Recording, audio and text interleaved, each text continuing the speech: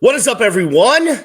Welcome to the Real Ones Canes podcast as we recap Miami's win over Bethune Cookman at Hard Rock Stadium. Yesterday, we are recording this on Sunday morning-ish into afternoon-ish, around the noon hour.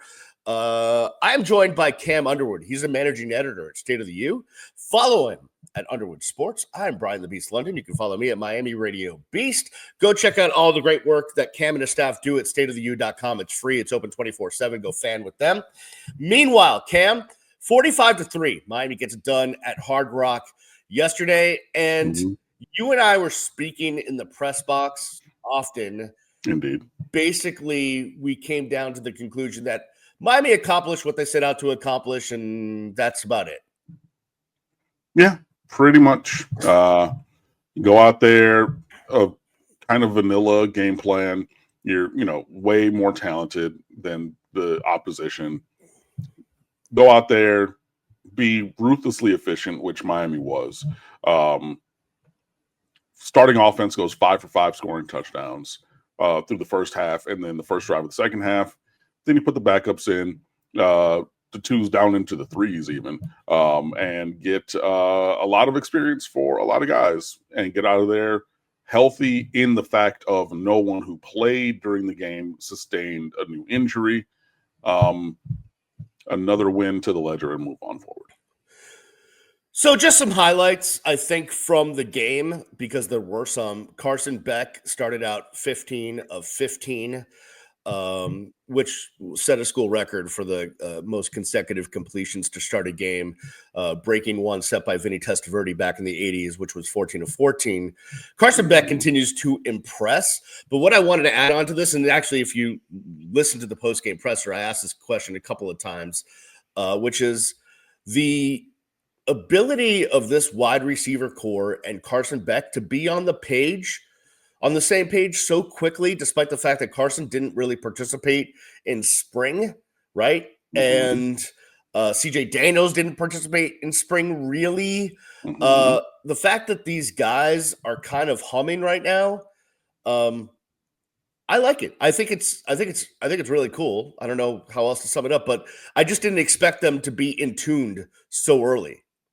I mean, that happens when you have veteran guys too. Like if it were a younger transfer quarterback, if it were a Nico Iamaleava, who at UCLA is struggling as a redshirt sophomore, so a third-year player, you know what I mean? But only 1 year, like maybe there is that disconnect, you know what I mean? But Carson's a fifth-year guy. Marion's a fifth-year guy. Daniels is a fifth or sixth-year guy, so you get these older, experienced guys and they're able to integrate themselves just because they've been around longer at this level. And yeah, it is, good to see. I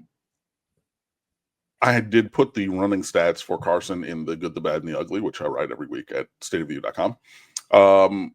Would you be interested in a quarterback that through 2 weeks was 42 of 54 passing for 77.8% completions for 472 yards with 4 touchdowns and no interceptions? Is that something I could interest you in, Brian? Because that's what we have. Yeah, I would also tell you if those numbers somehow can come close to being what they would be throughout the rest of the season, I would tell you you'd have one of the best college quarterbacks ever in the history of mankind. The only thing, and I know people are going to nitpick that, is you're averaging 236 yards passing a game in the first 2.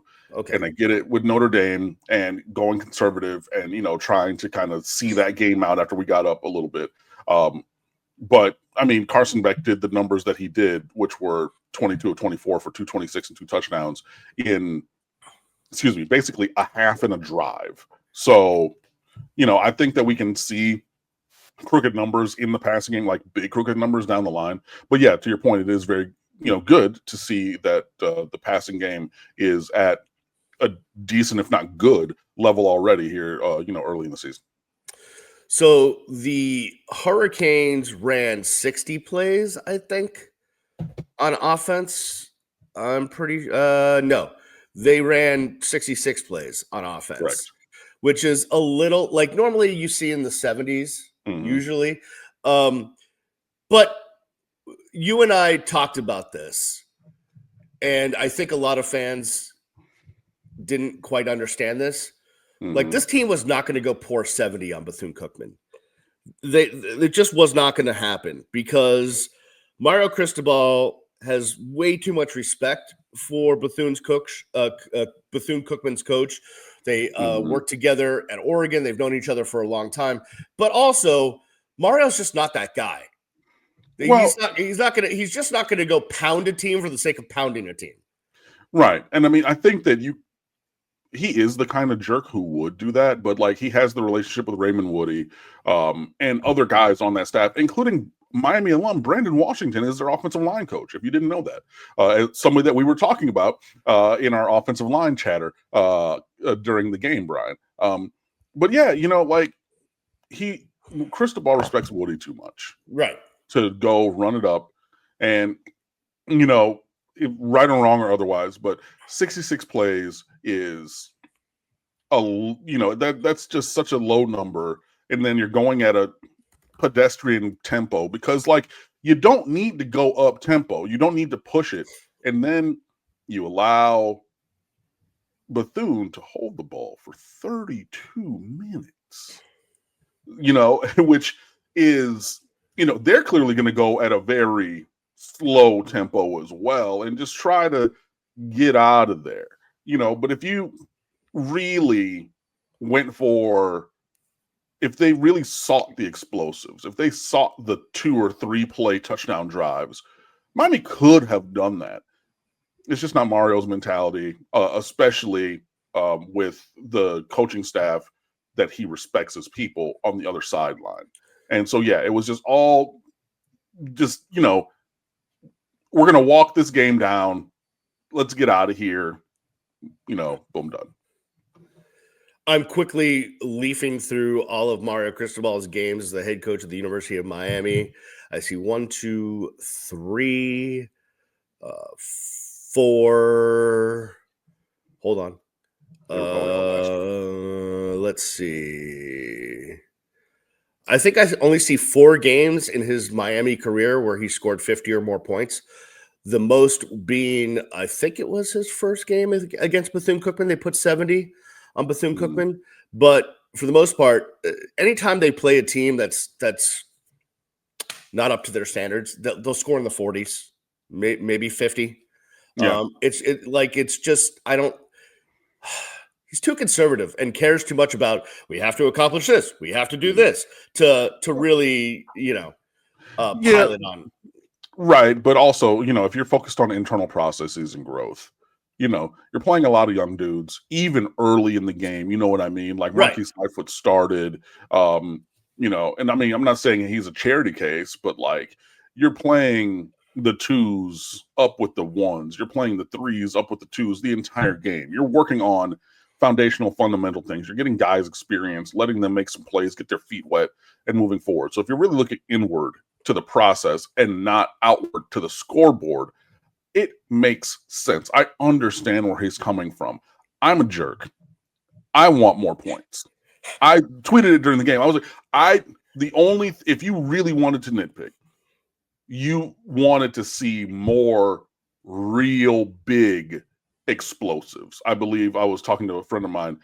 There's an outlet now that is delineating between explosive plays and nuclear plays, as in nuclear plays being 40 yards or more and usually scoring. You wanted more nuclear plays out there. I like that. It's okay. I like it too. I'm definitely. I don't know who's the outlet that he was referencing with that, but I am definitely integrating that into my lexicon. But you would have wanted to see more nuclear plays out there. You would have wanted to see more 2, 3, 4 play touchdown drives and things like that. But that's super nitpicking. But I love being in the place where we can be super nitpicking. But I don't know where you're going with the conversation. That's done. That's over. We're on to the next one because I don't know if you remember me saying this last week. And if you didn't remember me saying it, you should have seen me write it at StateofTheU.com. Championship focus, championship effort, championship execution is needed every single week because every game is a championship game. Those are not my words relative to the importance of every game this season. Those are the words of Mario Cristobal. And so that is my focus on the USF. Okay, well, we're not done. Can we, before we get to USF, Sorry. Can you indulge me for like 2 minutes? I can indulge you for as long as you want, Brian. A couple of things I want to highlight. One, CJ Daniels continues to make ridiculous catches. I think, and if you listen to him in the post-game press conference, one, he uses the word man a lot. Like every sentence has at least 4 mans. Like, hey, man, I'm just trying to catch the ball, man, and do my thing, man, which is cool. I liked it. 2, he's definitely here with a chip on his shoulder and like something to prove because of what he's been through. Malachi Toney is going to be a star. I love how you say that in the future tenses, though it is not present. Well, okay, sorry. He is currently a star, but I mean like on the national level, like star, like that sort of thing. Oh, household name kind of a thing. Yes, correct. Got it. Okay. Both running backs that played last night or played the majority of carries in the first half last night are really good in Marty Brown and Mark Fletcher. It was good to see Chris Wheatley-Humphrey and Pringle get some run, and Pringle get his first touchdown as a Miami Hurricane. Yep. On the other side of the football, I really liked what I saw from Motori last night. Keontae Scott, was amazing last night. Yeah, it was. Bryce Fitzgerald. Remember the name. Superstar. Yeah. Superstar. This guy is legit. Yeah. For sure. And with that, I will say, if you go back and look at the recruiting notebook, I was not super duper high on Bryce Fitzgerald. I thought he would take a longer time to, get to the. I was wrong about that. This kid is coming in and hooping. What was the recruiting profile on Bryce Fitzgerald? What did the people say? He was like a 4-star. He was an athletic kind of a guy. Maybe not super physical yet. He needs to develop his body a little bit, but great instincts and ability to make plays on the field. I just thought that the lack of physicality was going to hinder him a little bit more. But this is a case where you can measure the size of the dog in the fight, but not the size of the fight in the dog, because that kid, he can hoop. Also, I wanted to just add in another true freshman who flashed a little bit, and I think is going to be a big part of this team for the next few years. Number 88, tight end Luka Gilbert. Oh, yeah, for sure. This kid, people were like, he made his first career catch. He got a hospital ball on a 4th down. He wasn't able to hold on to that one. People were like, man, on television, he looks huge. And I'm like, because he is. He's every bit of the 6'7", 255 he's listed at. And, this is a kid who, man, like sooner than later, now he's taking snaps. So you got other freshman on offense as well. So I just want to throw those 2 things. Yeah, we saw at least 4 tight ends last night that I can think of. Am I wrong? Yeah. No, I was just trying to think if there was a Bowman that I could remember. Elijah Lofton, Brockshot, and Luka. Yeah. So good to know they have that versatility in that room, and some playmakers for sure. News and notes. JoJo Trader was not anywhere to be seen last night. Mario said after the game that he got nicked up late in the week. And that's why he couldn't go, but he wasn't at the game. So I don't know. We'll have to track that one down. Armando Blunt also was not suited up last night or didn't play. Did not play. I don't know if he was on the sideline or not, but did not play. No one asked Mario about that because I don't think we really figured that out. Yeah, I don't think we figured that out. Matter of fact, you thought that he got some playing time, and we had to go look at the participation chart just to see. And I think Hayden Lowe was also not in the game. So there were some guys. Go ahead. Also, Jordan Lyle was but Jordan Lyle was there. He was there. Yeah, he was in his jersey on the sideline, no pads. He didn't play. But he didn't play. Which obviously I think was precautionary. I think if it was the game against Florida or Florida State, I think he probably would have been able to go. But so we'll just have to track those stories down as the week continues. All right. As Cam alluded to, USF coming up next week will not be an easy one. They upended the University of Florida in the Swamp. We were all chuckling. Hey, don't spit in someone's face. That should be a pretty easy this week, especially. Like Yikes. just don't do that. Oh, and I don't know if you saw the video, but like all throughout the swamp as they were leaving, the entire crowd was chanting "Fire Billy." So that's fun up in Gainesville. We will talk about USF because they've got a good coach and a pretty good team and a quarterback that could be elusive. So we will talk about that on the other side. You're listening and watching the Real Ones Canes podcast. We are back on the Real Ones Canes podcast. He is Cam Underwood, managing editor, State of the U. I am Brian the Beast London. I'm not managing really anything, not even my household, not even this desk really is not managed. So I'm not, you don't want to have me as a manager. Like, don't bring me in to manage your retail operation. In any event, you can follow me at Miami Radio Beast. Cam, StateofTheU.com, always got great coverage.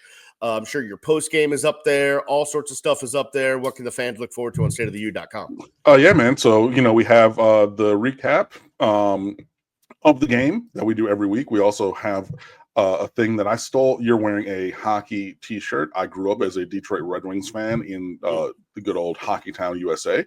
And watching the Hockey Night in Canada growing up, because you can get the Canadian Broadcasting Channel in Michigan because, whatever. They would always do their 3 stars of the game. And after each game, they would bring the players back out on the ice. So I've taken that idea, and we do that for every single Miami Hurricanes game. So that's up on StateofTheU.com, the good, the bad, and the ugly. Already, because it's Sunday, Justin Dottavio's film review. There's also the initial opening line for this week's game against USF that we're going to talk about, and even more from the entire week and, just the operations of our site. So, yeah, please come on over and fan with us, StateofTheU.com. There's tons and tons and tons of great stuff for you and more every single day for the low, low price of $3.99. Oh, if it's free, it's me.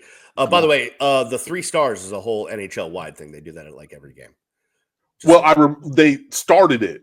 I remember on the Canadian Broadcasting Channel. I was just referencing my connection to it. Right, and then, league-wide. Right, correct, yeah. Right, for sure. That's where it started from, and that's where the thing came to my brain to try to just offer something different. So, yeah. If I could have punched Don Cherry in the face, I would have, even though he was the Bruins coach at one point. But that's neither here nor there. Punched in the face a bunch of times. I remember watching those broadcasts with the blue blockers because he had the shiner because he was talking about a player. I forget which player back in the 80s or 90s, and the player ran up on him, and Don Cherry stood on business, and he said what he said to that dude's face, and then that dude put his fist in Don Cherry's face. So, yeah. Yeah, it didn't bode well. All right, let's get to this. So yesterday, as we are loading into the press box and throughout the beginning of the Canes game, UF is in a battle with South Florida in the swamp and then ends up losing to the South Florida Bulls, who are now 2-0. They beat Boise State. They beat Florida. So they have 2 top 25 wins to start the season. They are a really good team, although I don't know how good the Gators are. We will judge that down the road. But South Florida, we'll focus on the Gators next week. But South Florida has got a good QB in Byron Brown, who's one of the few quarterbacks in college football that's actually stayed at the place that he went to.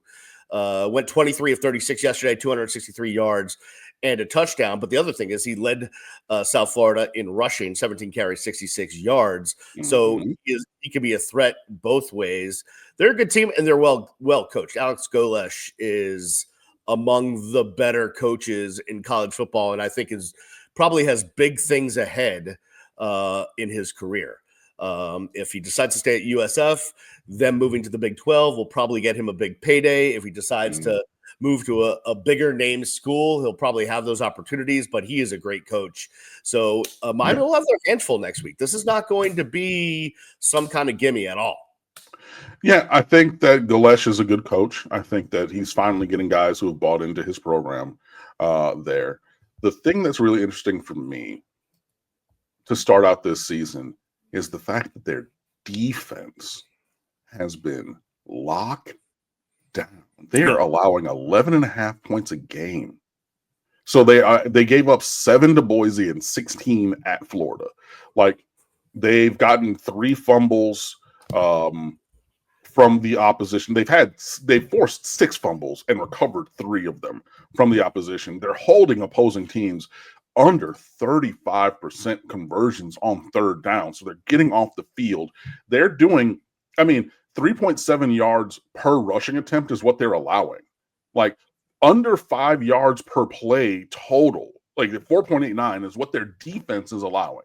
And I know that Golesh was the offensive coordinator at Tennessee. They played that up-tempo, go-go, offense, but he's even slowed that down to try to find the matchups and find the plays to, get to the end and win these games.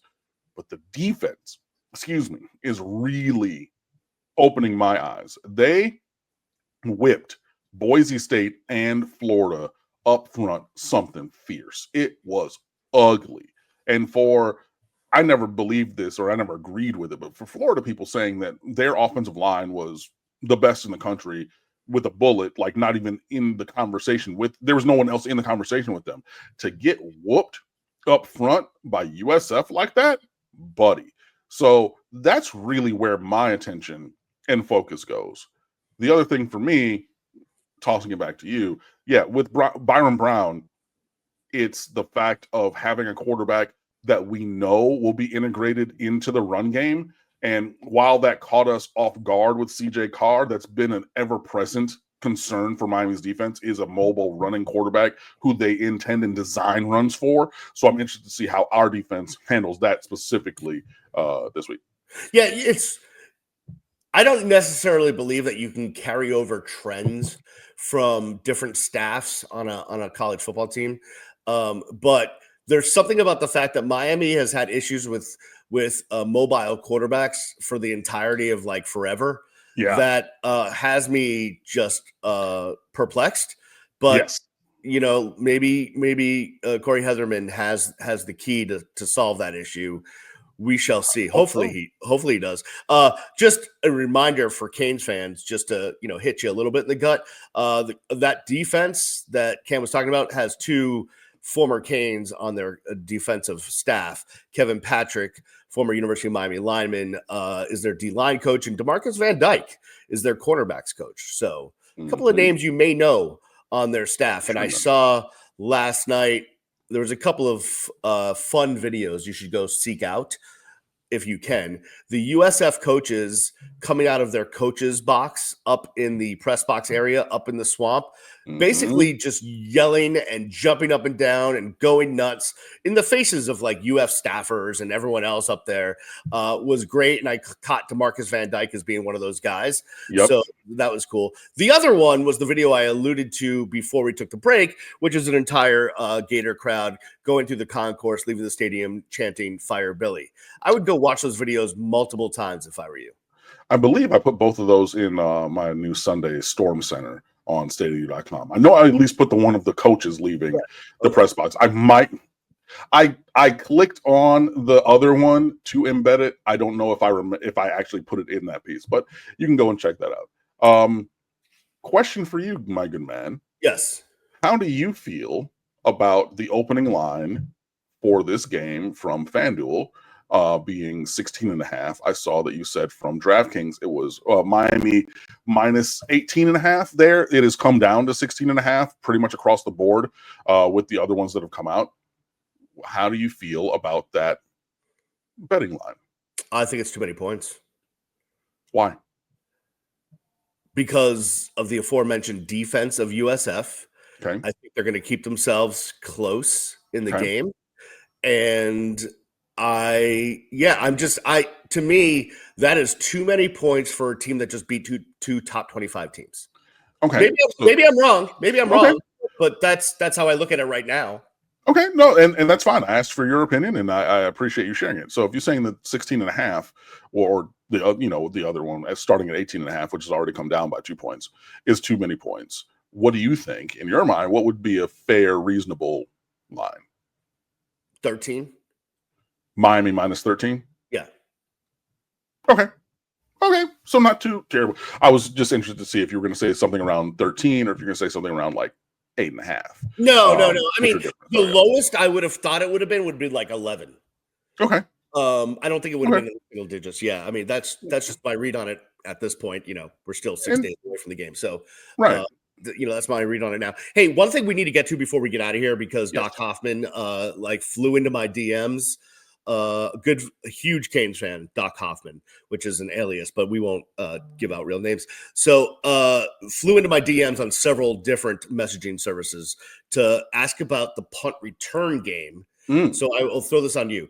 What do you think of I've had an issue with Miami's inability to have big scoring plays off of returns like they used to.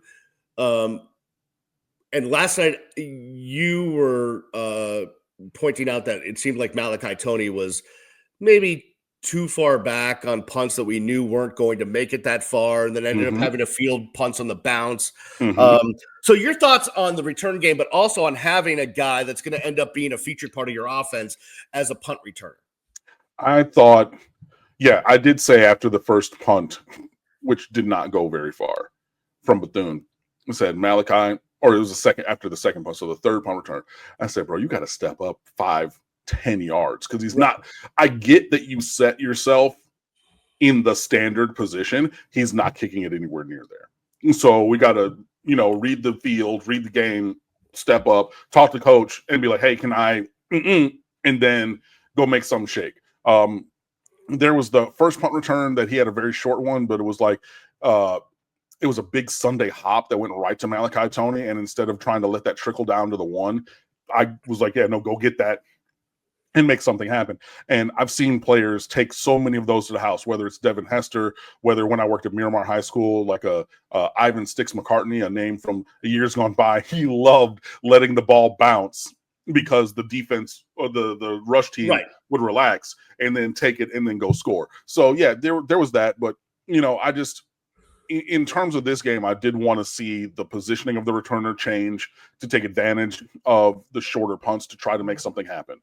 I also wish that Miami had more explosivity from the return game. Kaylee Marion in kick return, he's going to house one. He's been one step away a couple of times. I personally love having Malachi Toney back there as the punt returner because you need your stars to go make plays. We didn't have Devin Hester on the bench. We didn't have Santana Moss on the bench because that's somebody else who returned kicks and punts, right? So if you're thinking about that 2000 Miami Florida State game, my very first one as a freshman that really inducted me into this rivalry and to being a Hurricane, Santana Moss was back there returning punts. So, I'm not somebody who's going to say, well, you're too important to the team. We're not going to give you that. No, you're so important to the team, Malachi Toney. We want to give you 4 extra touches a week. That's how I look at it. So I'm perfectly fine with it. And I want to see something akin to early 2000s Miami, the Beamer Ball Virginia Tech teams that famously every week on the broadcast, they were saying, well, all the starters on offense and defense, they fight with the bottom of the roster guys to get on specials. I want that because I want my best players out there, and that includes Malachi Toney returning punts. Also, correct me if I'm wrong, didn't Xavier Restrepo get his involved in the return game, despite the fact that he was arguably the most important player on offense that wasn't a quarterback? Well, yeah, but he had also been the punt returner for multiple years. But I'm just saying, we didn't just suddenly say, hey, don't go back there because you're too important to the offense. Correct. It was almost like, hey, we need you back there because you can catch. Right, because you are so important to the offense. So we're extending that offense to this transitionary third phase. Absolutely. So that's how I feel about it. I know that you were saying something that was maybe a little bit different. What are your thoughts? I agree with having your stars back there. I have no problem with Malachi Toney being back there. Okay. A guy could easily trip coming off the bench as he could, getting injured doing specials. But I really, I don't know. I have to ask Mario Cristobal this question. I think I did ask him it last year, but what's his philosophy? Is he just trying to safely secure the ball and fair catch is fine? Or are we going to get to the point where you're going to give these guys an opportunity to try to make something happen? Because I kind of, especially last year, but it's, we'll see how this year plays out. I really felt like his direction was just fair catch it, make sure you secure the ball, and we'll go let the best offense in the country go out there and make it happen, regardless of where the field position is. I can guarantee you when you ask him that, the first thing he's going to say is retaining the ball is the most important thing. So that's where we coach. That's where we start everything from. You have to have ball security. And so he's going to start from there and might not even really address the, return explosives. But, I would foresee him saying, yeah, if the situation presents itself, we work hard and we try to block it up and blah, blah. But the most important thing is securing the ball and da-da-da-da. And that's how we focus on. And, that's what we coach. And I think that we do a great job. And, if something breaks, then it breaks. But, we need the ball. Something like that, not verbatim because I was just, saying it live, but something like that, I'm very confident that will be the response when you ask him. By the way, in years past, like back yonder, Miami wouldn't call their return teams. They called them score teams because that's what they wanted them to do. They said, hey, they would be yelling on the sideline, score team, because that's what they wanted to do. Well, when you had Santana returning them, and when you had Philip Buchanan returning them, and when you had Devin Hester then returning them consecutively, like that was the progression of punt returner, by the way, which is stupid, but it should be that. Now, so I'm interested to see where that goes. I wouldn't hate trying Ray Joseph a couple times. Yeah, where we he's talked not about that wearing last year, right? The number 47 jersey that's, quintuple XL. He did get one punt return this week, but I wouldn't be opposed to that. Like, hey, we know that Malachi Toney didn't, he took your lunch and took your spot on offense. So here's one thing you can focus on with 4 to 5 opportunities a game to go be lightning in a bottle and really impact this game in this team in a positive way, since your base offense playing time is gonna not really be there. I wouldn't be opposed to that. So we'll see. But yeah, I'm fine with whichever star, whichever explosive player. I know it's different than kick return. I wouldn't mind seeing Keelan Marion back there. All right. Let's get tricky with it. Let's do the 2 return man thing and then either do the reverse or the fake reverse. You know what I mean? Like I'm open, but yeah, I think that this is an area in terms of scoring the ball on specials, I think that's an area for growth. But getting and securing the ball after closing out a team, on third down to get the ball back to the offense, I think that we do a good job. But yeah, it's an interesting conversation about the return game. I will say that. Yeah, it is. It's all interesting. All right, that'll do it for us on the recap show. I think we should try to record on Wednesday, possibly, for this week's show, so we can get it out a day earlier. Sure. And also, I'm dealing with computer issues where evidently it takes me 78 days to try to just deal with one episode, but that's neither here nor there. All right, let's keep it rolling, man. 2-0. Let's make it 3-0 against USF, and then the Gator comes to town, and then we're off and running. So we'll see what happens. But thank you, everyone, for watching and listening. Hey, go subscribe.